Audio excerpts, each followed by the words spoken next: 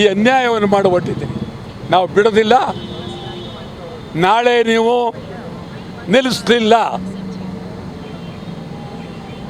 ನಾವೇ ಬರ್ತೀವಿ. ಎಲ್ಲಿ ನೀವು JCB ಹಾಕೊಂಡಿರ್ತೀರಿ, ನಾನೇ ಬರ್ತೀನಿ. ಮೊದಲನೇ ಹಂತ. ಎರಡನೇ ಹಂತ ವಾರ 15 ದಿವಸದೊಳಗೆ ನಮ್ಮೆಲ್ಲ ಒಕ್ಕೂಟದ ಸದಸ್ಯರು ಸೇರ್ತೀವಿ. JCB ಫುಟ್ಪಾತ್ ವ್ಯಾಪಾರಿಗಳ ಪರವಾಗಿ, ಸಣ್ಣ ಸಣ್ಣ ವ್ಯಾಪಾರಿಗಳ ಪರವಾಗಿ, ಬಡವರ ಪರವಾಗಿ, ಕನ್ನಡಿಗರ ಪರವಾಗಿ ಬೆಂಗಳೂರು ಬಂದ್ಗೆ ಕರೆ ಕೊಡ್ತೇವೆ. ಎಚ್ಚರ ಎಚ್ಚರ ಎಚ್ಚರ. ಫುಟ್ಪಾತ್ನಲ್ಲಿ ನೀವು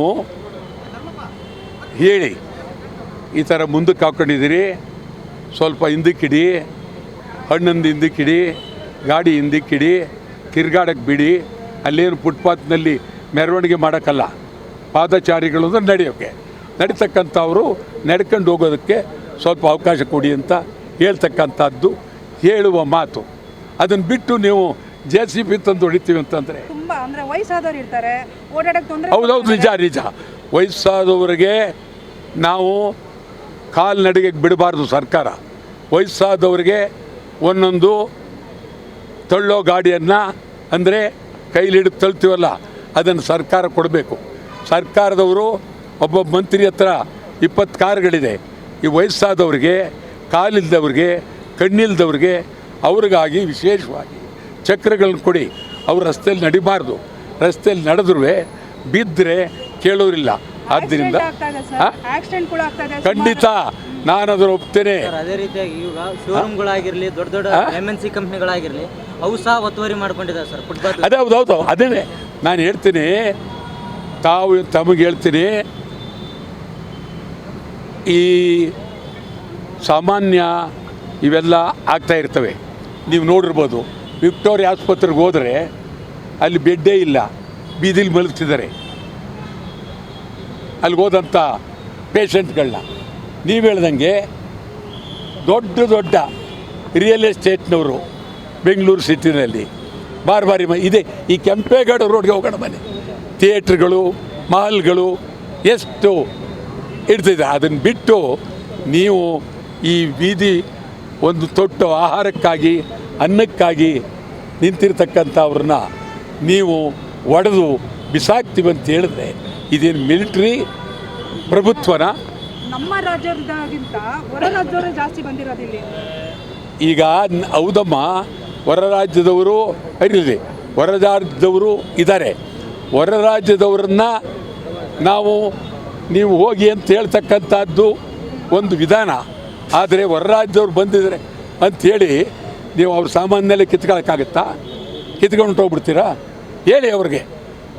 ಇದಕ್ಕೆಲ್ಲ ಕಾರಣ ಯಾರು? ಹೊರ ರಾಜ್ಯದವ್ರು ಬರಬೇಕಾದ್ರೆ ಕಾರಣ ಯಾರು? IT BT ಲೂಟಿ ಮಾಡಿದಂಥವರು ಸರ್ಕಾರ, ನೀವುಗಳೇ ಕಾರಣ. ಎಲ್ಲರನ್ನೂ ಬಿಟ್ಟು ಕಾರ್ಖಾನೆಗಳಿಗೆ ದುಡ್ಡು ಕೊಟ್ಟು, ಅದೊಂದು ದೊಡ್ಡ ಕತೆ. ಕಾರ್ಖಾನೆಗಳೆಲ್ಲ ಹೊರಗಡೆಯವರು. ನಿಮ್ಗೆ ಒಂದೇ ಒಂದು ಹೇಳ್ತೀನಿ, ಒಂದು ನಿಮಿಷ ಬರ್ತೀನಿ ಅಂದಮೇಲೆ ಬರ್ತೀನಿ.